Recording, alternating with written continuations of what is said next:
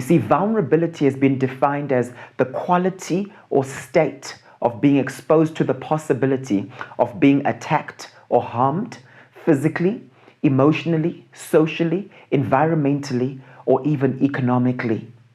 You know, one can end up in vulnerable situations by default or by choice.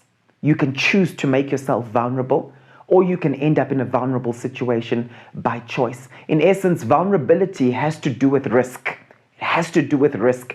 And one could argue that love is spelled R-I-S-K.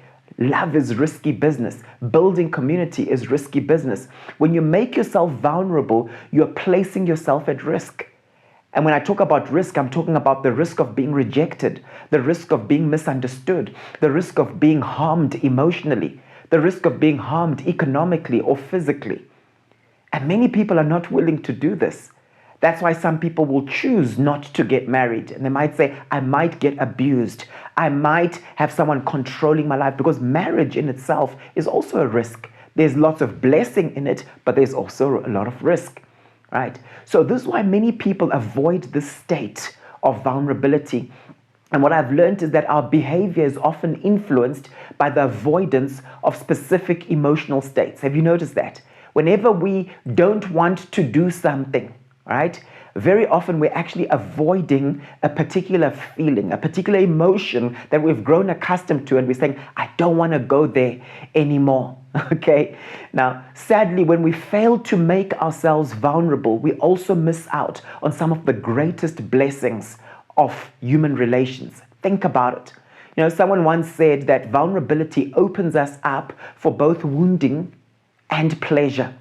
For both wounding and pleasure. And I believe that one of the biggest hindrances to activating authentic community is the failure to make ourselves vulnerable.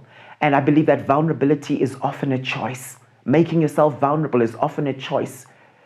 What many have failed to realize is this: you cannot build emotional intimacy with another human being without some degree of vulnerability.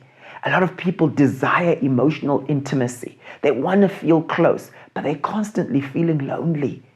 And that loneliness is very painful for them, that deep sense of isolation. But often they haven't made the choice to make themselves vulnerable. And I often say to people that emotional intimacy is built one conversation at a time. And in each conversation, we can make a choice with regards to the degree of vulnerability that we're going to embrace.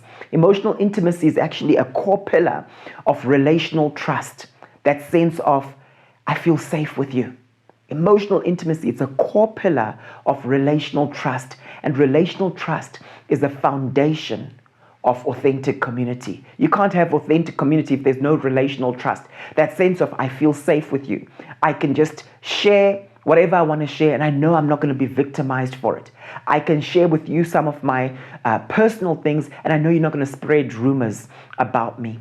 So in this message, I'll present a portrait of vulnerability, what vulnerability looks like, a picture of vulnerability. We can't cover everything. We could actually do a whole series on vulnerability, okay? So I'll present to you a portrait of vulnerability with a particular focus on Christ, on his life and vulnerability in his life.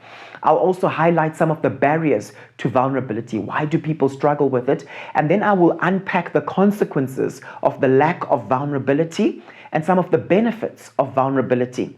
And I'm going to leave you with a bit of an assessment so that you can reflect on yourself and say, you know what, how strong am I and how open am I to making myself vulnerable? Now, it's important for me to highlight, as I've done a little bit earlier, but I want to unpack it a bit, that there are actually different types of vulnerability. There's physical vulnerability, economic vulnerability, environmental and social. And for the purpose of this message, our main focus is really going to be on social vulnerability, specifically psychosocial or emotional vulnerability. I want to highlight that in this particular message. You know, embracing vulnerability is synonymous with maturity. It's synonymous with maturity. And I love what the author Madeleine L'Engle said. When we were children, we used to think that when we were grown up, we would no longer be vulnerable. But to grow up is to accept vulnerability. To be alive is to be vulnerable. I think that's powerful.